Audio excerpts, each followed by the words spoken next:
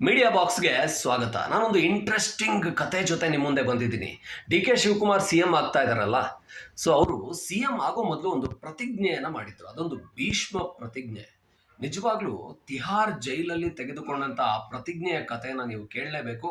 ಅದರ ಜೊತೆಗೆ ಇಬ್ಬರು ಅವರ ಸಹಾಯಕರ ಜೈಲಲ್ಲಿ ಅವರಿಗೆ ಸಹ ಕೈದಿಗಳಾಗಿದ್ದವರ ಕತೆ ಕೂಡ ಇದೆ. ಅದು ವೆರಿ ಇಂಟ್ರೆಸ್ಟಿಂಗ್. ನಿಮಗೆಲ್ಲ ಭೀಷ್ಮ ಪ್ರತಿಜ್ಞೆ ಅಂದರೆ ಗೊತ್ತಿರುತ್ತೆ. ಏನು ಪಾಂಚಾಲಿ ತೆಗೆದುಕೊಂಡ ಪ್ರತಿಜ್ಞೆ ಇರ್ಬೋದು.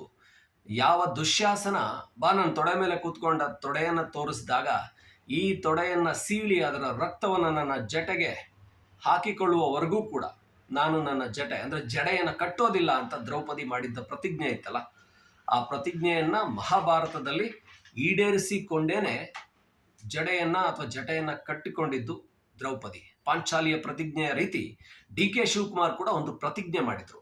ಆ ಪ್ರತಿಜ್ಞೆ ನಾನು ಕ್ಲೀನ್ ಶೇವ್ ಮಾಡೋದಿಲ್ಲ ಅಂತ ಅನ್ನೋದು.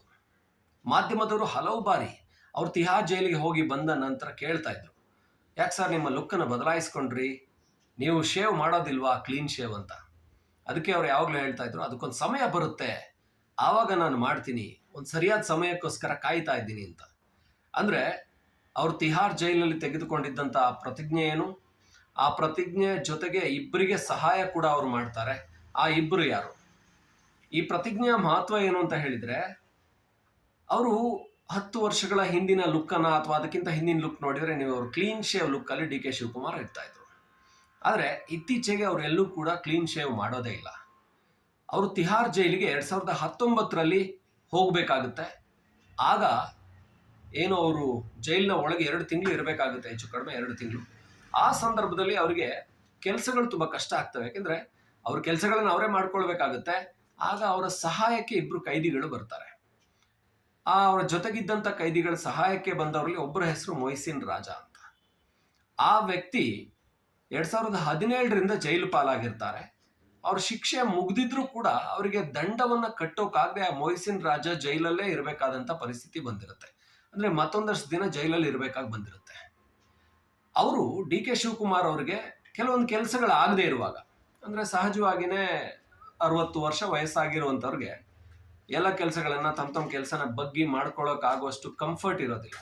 ಅಂದರೆ ಕೆಲವು ಬಾರಿ ಬಟ್ಟೆ ಒಗೆಯುವಂಥ ಕೆಲಸಗಳು ಅಥವಾ ಪಾತ್ರೆ ತೊಳೆಯುವಂಥದ್ದು, ಇದನ್ನು ಕಂಫರ್ಟೇಬಲ್ ಆಗಿ ಮಾಡೋದಕ್ಕಾಗಲ್ಲ. ಆಗ ಯಾರ್ದಾರು ಸಹಾಯ ತಗೋತಾರೆ. ಅದೇ ರೀತಿಯಲ್ಲಿ ಡಿ ಕೆ ಶಿವಕುಮಾರ್ ಅವ್ರ ಸಹಾಯಕ್ಕೆ ಬಂದವರು ಈ ಮೊಯ್ಸಿನ್ ರಾಜ, ಹಾಗೆ ಮತ್ತೊಬ್ಬ ಸಹ ಕೈದಿ.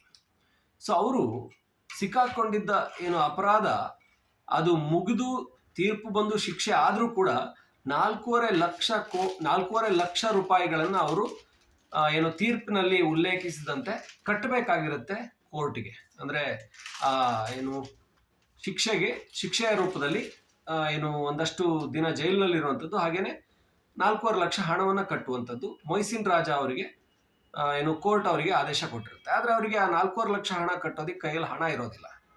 ಆ ಹಣವನ್ನು ಡಿ ಕೆ ಶಿವಕುಮಾರ್ ತಾನು ಕಟ್ಟಿ ನಿಮ್ಮನ್ನು ಬಿಡಿಸ್ತೀನಿ ಹೇಗಾದರೂ ಮಾಡಿ ಅಂತ ಹೇಳಿರ್ತಾರೆ.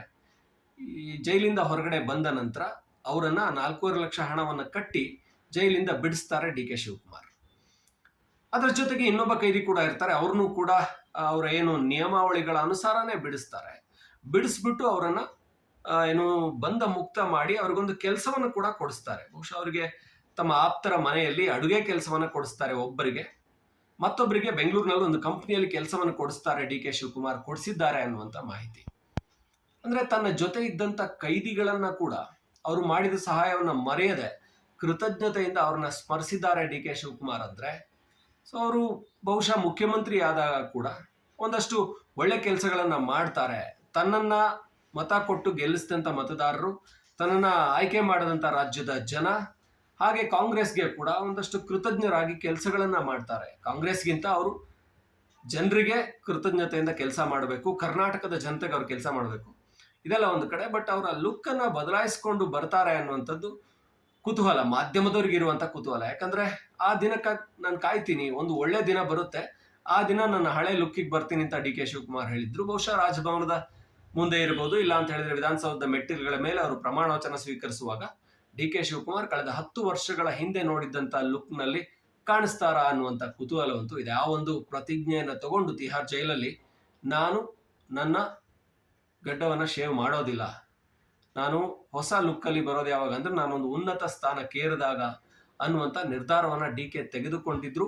ಬಹುಶಃ ಆ ನಿರ್ಧಾರ ಈಗ ಅವರ ನಿರ್ಧಾರವನ್ನ ಜನರ ಮುಂದೆ ಇಡುವ ಅಂದ್ರೆ ಸಹಜವಾಗಿ ಅದನ್ನ ಏನು ಕ್ಲೀನ್ ಶೇವ್ ಲುಕ್ಕಲ್ಲಿ ಬರುವಂತ ದಿನ ಬಂದಿದೆ.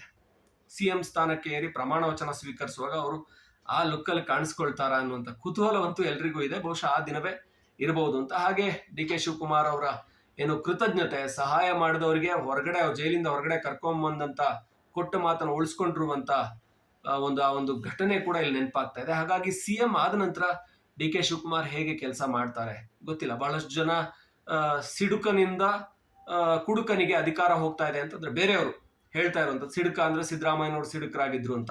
ಈಗಿನ ಸಿಎಂಗೆ ಆ ರೀತಿ ಅವರು ಮದ್ಯಪಾನಿ ಅಂತ ಒಂಥರ ಅವಮಾನ ಮಾಡೋ ರೀತಿ ಸೋಷಿಯಲ್ ಮೀಡಿಯಾದಲ್ಲಿ ಹಾಕ್ತಾ ಇದ್ದಾರೆ. ಬಟ್ ಡಿ ಕೆ ಅವರ ಅಧಿಕಾರ ಹೇಗಿರುತ್ತೆ ಅನ್ನೋದನ್ನ ಕಾದು ನೋಡ್ಬೇಕಷ್ಟೇ ಸಿಎಂ ಆದ ನಂತರ. ಸದ್ಯಕ್ಕಂತೂ ಈ ಕುತೂಹಲ ನಮಗೂ ಇದೆ, ನಿಮಗೂ ಇದೆ ಅನ್ಸುತ್ತೆ. ಇದ್ರ ಬಗ್ಗೆ ನಿಮಗೇನು ಅನ್ಸುತ್ತೆ? ಕಮೆಂಟ್ ಮಾಡಿ. ಮೀಡಿಯಾ ಬಾಕ್ಸ್ ಕನ್ನಡ ಚಾನಲ್ಗೆ ಸಪೋರ್ಟ್ ಮಾಡಿ.